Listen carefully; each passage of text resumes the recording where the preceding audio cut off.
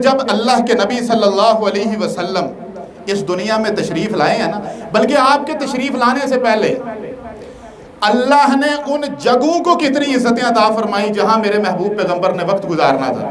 یمن کا ایک بادشاہ تھا طبہ نامی، اس کا بیٹا یثرب میں مارا گیا۔ اس نے ارادہ کیا کہ میں نے یثرب کو جو ہے نا وہ بالکل ملیا میٹ کر دیں، تیس نیس کر دیں، اور میرا منڈا مار چھڑے ہوتا۔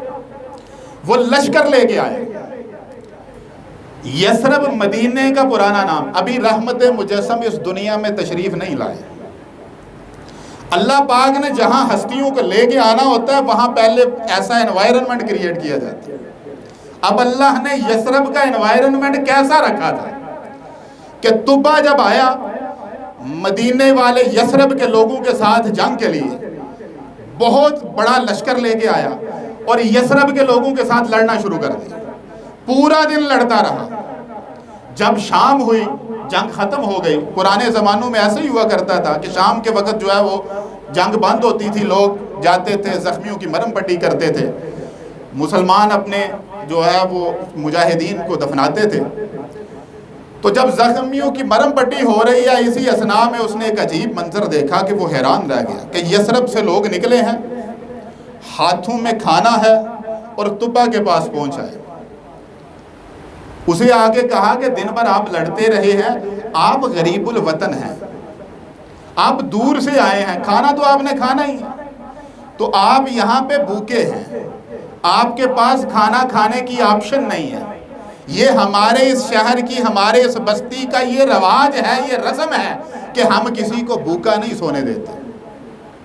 وہ طبہ سر پکڑ کے بیٹھ گیا کہ یار یہ کیا صورتحال ہے کہ پورا دن ہم ان کے ساتھ لڑتے رہے ہیں، بندے مارتے رہے ہیں، دونوں طرف سے بندے مرے ہیں، اور اب یہ لوگ ہمارے لیے کھانا لے کے آ گئے۔ اس دور میں 2 یہودی علماء جو ہیں وہ طبہ کے ساتھ تھے۔ طبہ نے ان کے ساتھ گفتگو کی، انہیں پوچھا کہ یہ کیا ماجرا ہے، یہ کیسے لوگ ہیں، ان کے بارے میں ہمیں بتائیں۔ انہوں نے کہا کہ ہماری کتابیں بتاتی ہیں یہ وہ جگہ ہے، یہ وہ بستی ہے جہاں اللہ کا آخری پیغمبر آئے گا۔ اس بستی میں اللہ کا آخری پیغمبر آئے گا۔ طبہ نے کہا مجھے اس کے بارے میں کچھ انفارمیشن دے۔ انہوں نے کہا کہ وہ بندہ جو اللہ کا آخری پیغمبر آئے گا وہ ساری کائنات میں سب سے افضل ہے، ساری کائنات میں اس کا کوئی ثانی نہیں، اس جیسا کوئی نہیں۔ حسن یوسف بہت پیچھے رہ جاتا ہے۔ اللہ نے جتنے تمام انبیاء کو معجزے دیے ہیں اکیلے اس کو ان سے زیادہ معجزے دے گا۔ اس نے کہا اس کے ماننے والوں کے بارے میں مجھے بتائیں۔ اس نے کہا اس کے ماننے والے 4 یار ہوں گے، 4 لوگ ہوں گے جو ان کو مانیں گے، جو ان کے خاص یار ہوں گے، اور ان کے ماننے والے ایسے ہوں گے جن میں 3 کوالٹیز انہوں نے بتائی۔ نماز پڑھیں گے، سچ بولے ہوں گے، نماز پڑھیں گے، سچ بولیں گے، اور اپنے قول قرار کے کھرے لوگ ہوں گے۔ یہ 3 نشانیاں اس یہودی عالم نے بتائی۔ اب ذرا دل پہ ہاتھ رکھ کے سننا ہے کہ یہ نشانیاں میرے اندر اور آپ کے اندر کیا موجود ہیں۔ اگر موجود ہیں تو بڑی اچھی بات ہے، اگر موجود نہیں ہے تو پھر محبت رسول کا صرف جھوٹا دعویٰ ہے، کھوکھلا دعویٰ، کھوکھلا نعرہ۔ ہم نے کوشش کرنی ہے کہ ہمارے اندر یہ صفات پیدا ہوں۔ تو طبہ نے جب ان کا یہ اخلاق دیکھا، یثرب کے لوگوں کا یہ اخلاق دیکھا، تو طبہ فوری طور پہ وہاں سے اٹھا، اپنا لشکر لیا اور واپس چلا گیا۔ اب مختلف روایات ہیں، نبی علیہ السلام نے فرمایا ہے صحیح حدیث کے تحت کہ طبہ نے اسلام قبول کر لیا تھا۔ ایک روایت ہے سندن شاید ضعیف ہے وہ یا اتھینٹک ہے، مجھے اس کی کنفرمیشن نہیں ہے، کہ طبہ پھر کعبۃ اللہ میں بھی آیا، اس کے اوپر غلاف بھی چڑھایا۔ اس روایت کی سند کا مجھے اندازہ نہیں ہے اس کا، اس لیے میں ساتھ ہی وہ بات بتا بھی دیتا ہوں کہ سند کا مجھے اس کا اندازہ نہیں ہے۔ تو یہ وہ ریجن تھا جہاں پہ محمد رسول اللہ صلی اللہ علیہ وسلم نے تشریف لانے، اللہ نے اس ریجن کو ایسا بنایا۔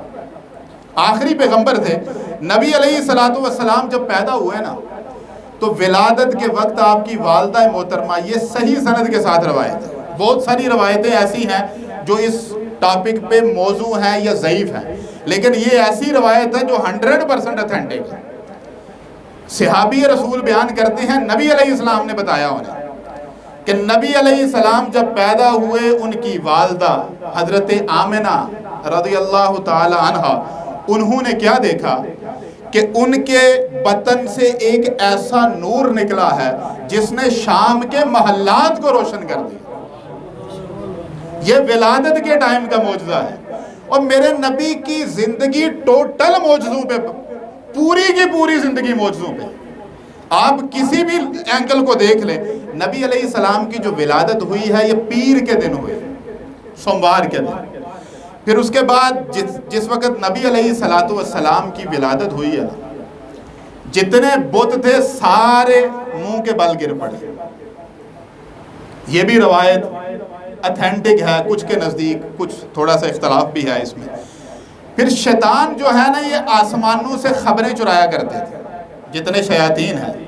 جب نبی علیہ السلام کی ولادت کا وقت آیا تو ان کو ہمیشہ کے لیے دور بھگا دیا گیا، خبریں نہیں چرا سکے اس کے بعد۔ یہ نبی علیہ السلام کا معجزہ ہے۔ آپ صلی اللہ علیہ وسلم کے یہ دونوں کندھوں کے درمیان مہر نبوت تھی، اور ایک صحابی رسول بیان کرتے ہیں کہ جس طرح یہ کبوتر کا انڈا ہوتا ہے، اس سے ملتی جلتی وہ نشانی تھی، مہر نبوت۔ نبی علیہ السلام کی پیدائش سے لے کے آپ صلی اللہ علیہ وسلم کا دنیا چھوڑنے تلک پوری کی پوری زندگی ہمارے لیے مشعل راہ ہے، اور یہ واحد ہستی ہیں جن کی شان اللہ نے عالم ارواح سے شروع کی اور جنت تلک پوری کی پوری ڈیٹیل ذخیرہ احادیث میں موجود ہے، اور کسی پیغمبر کو بھی یہ اعزاز حاصل نہیں ہے۔ نبی علیہ السلام کی جب شان کا تذکرہ کیا جائے تو میرا نہیں خیال کہ دنیا میں کوئی ایسا انسان ہو جو آپ صلی اللہ علیہ وسلم کی شان کو بیان کر سکے۔